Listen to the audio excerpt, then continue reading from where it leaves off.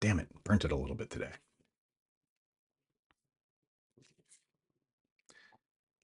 The sun is up, the drinks are hot, and now it's time for our first cup. Today, Afraid to Die. This is the second episode in a series about men's mental and physical health awareness. So, my mom had her first heart attack when I was in my second year of graduate school. It happened after she and my dad had finished up lunch at a cafe that they liked going to every once in a while on little dates. And my dad's driving, my mom's in the passenger seat. She starts kind of feeling the numbness and the issues with her arm. Dad spots this, sees what's going on, gets into the glove box, pops a couple of aspirin in my mom, and drives straight to the emergency room. And sure enough, when they get there, they confirm that she's in the middle of a cardiac event, and they're able to put her right into surgery. And you know, she ends up as okay as anyone can be in that situation. And then a little while after that, the bill comes, right? And my parents don't have insurance, never really have. Um, the bill comes and it's something like $30,000 or $40,000. It's a significant amount of money, and it's with that backdrop that I want to tell you about a conversation that my dad and I had.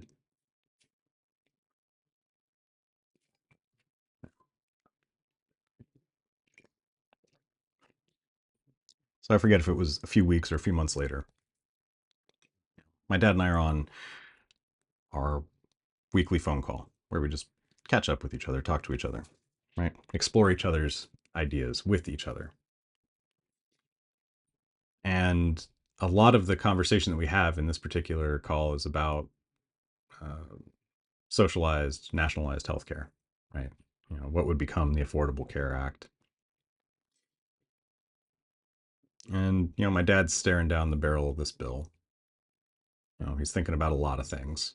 He's had a number of injuries throughout his life, right? He's a tradesman, right? He's had a number of injuries. He's had to be hospitalized for one or two, but this is the first time that like health has really kind of been thrust into such sharp focus for him. Despite all this, he's still not fully sold on socialized healthcare on the ACA style stuff, but he's definitely changed his tune a bit, right? And meanwhile, his son on the other end of the call, me, I'm sitting here. I'm in the University of California healthcare system, and for the first time in my life, I have insurance, and so it's amazing to me, right? I'm able to get my ADHD treated and medicated properly for the first time in my life. There's all these benefits. I'm learning about health. I'm learning about things that I never knew about health because I'm part of this system, now that's just kind of there. And so anyway, he and I go back and forth, kind of again exploring each other's ideas. Our calls weren't like arguments or necessarily trying to convince each other. We just genuinely liked exploring each other's ideas. Um, Policy talk comes to a natural pause. My dad takes a beat and he says something to me. Son, I'm just, I don't understand why your generation is so afraid to die.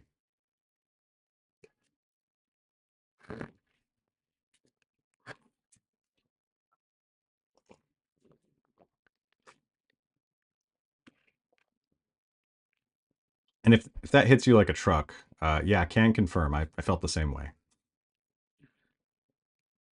And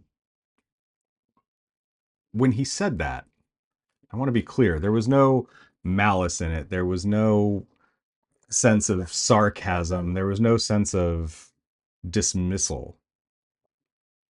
It was genuine, and it felt like there was a question in there too. You know, my dad and I got to talk about that idea, how it impacted me, how it impacted him across the next few years while he was alive. And something that I came to really kind of appreciate about his perspective was that really he had kind of grown up in a world that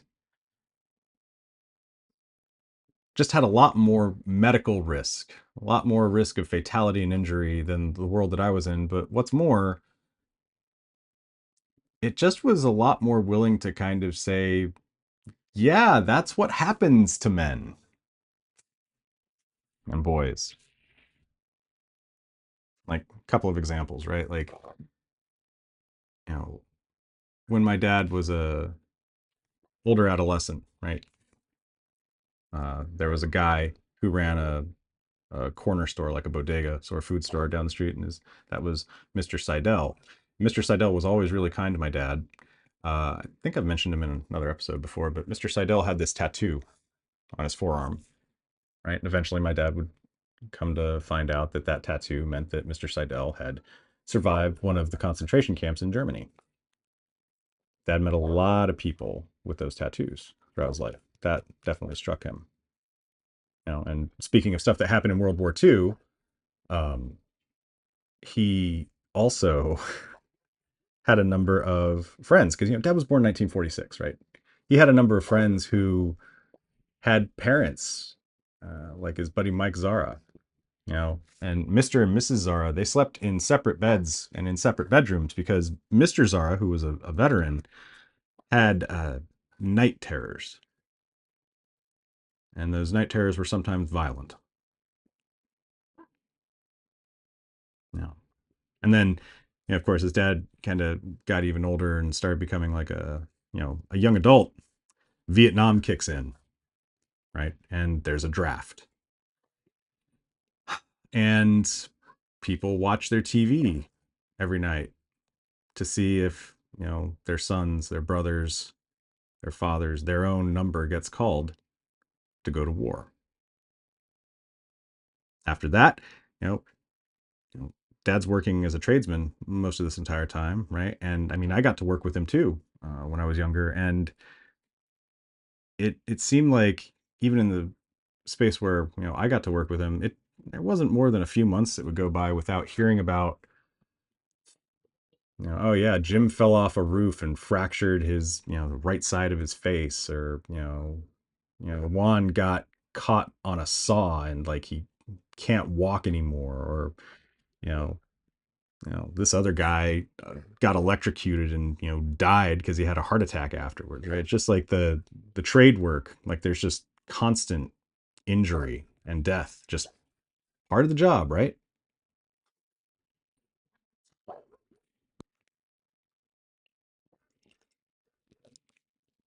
Sorry about the dog.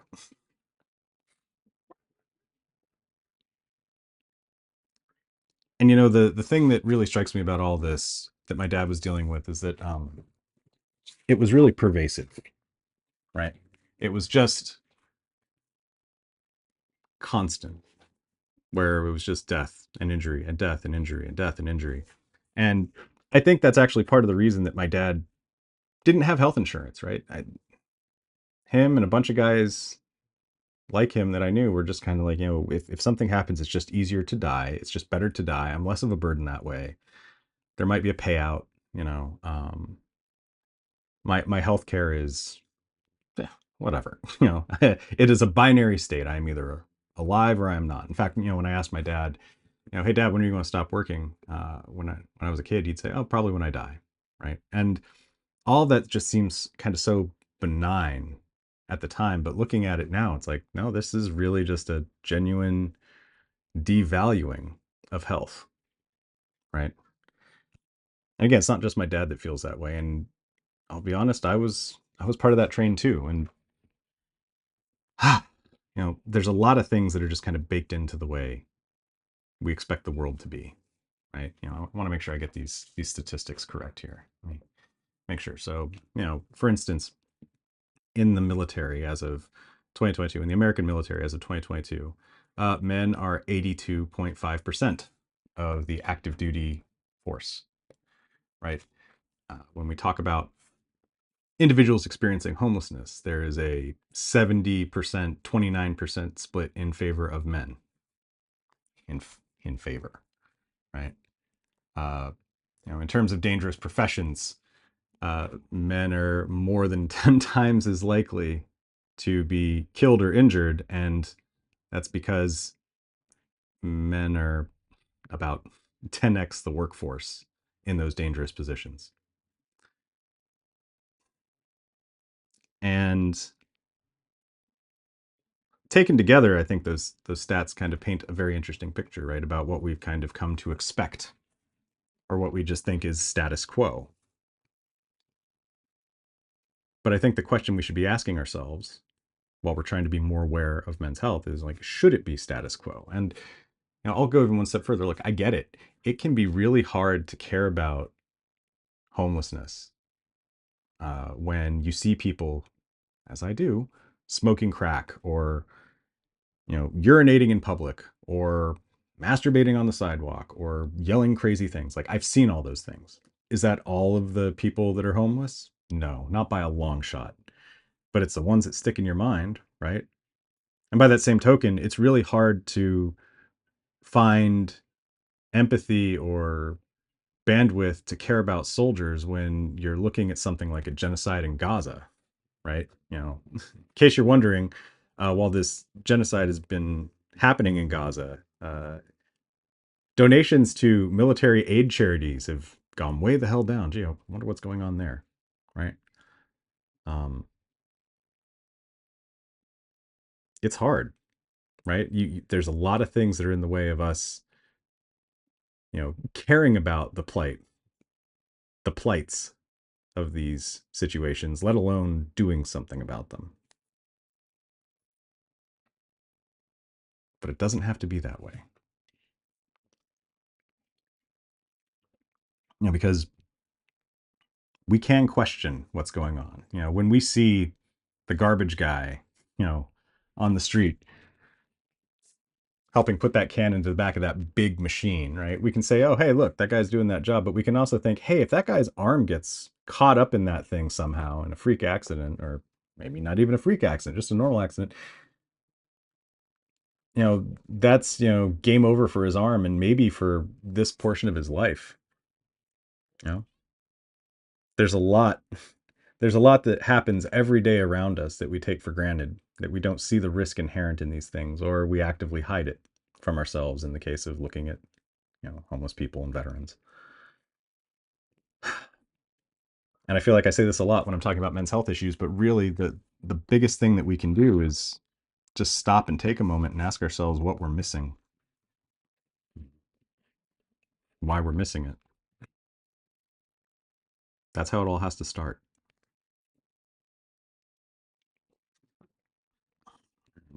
Before I finish up, like I said, I got to talk to my dad about his statement a number of times throughout the years.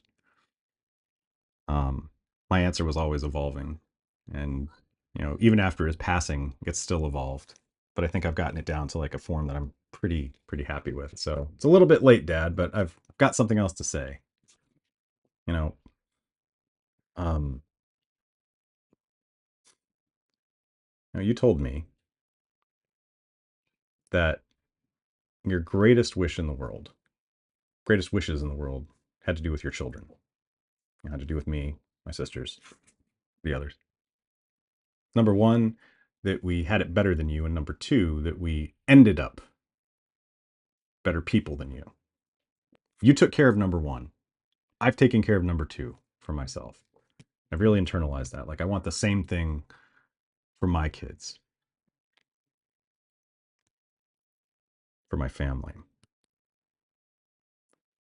And, in really taking that stuff to heart, I just want to be as healthy and as happy as I can be for as long as I can be, right? Like, there's a lot to live for if you get a chance to look for it.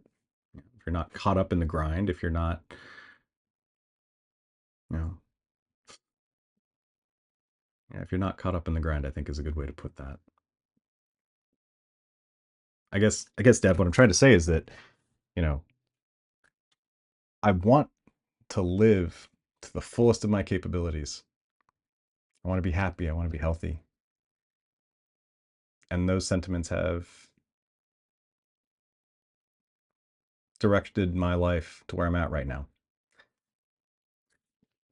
In other words, Dad, it's not that I'm afraid to die. I'm not afraid of that at all. I just want to live the best that I can.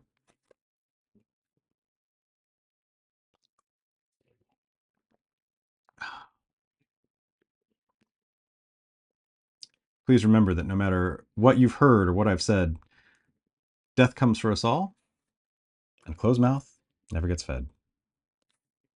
Take care of yourselves. Live well. I'll see you soon.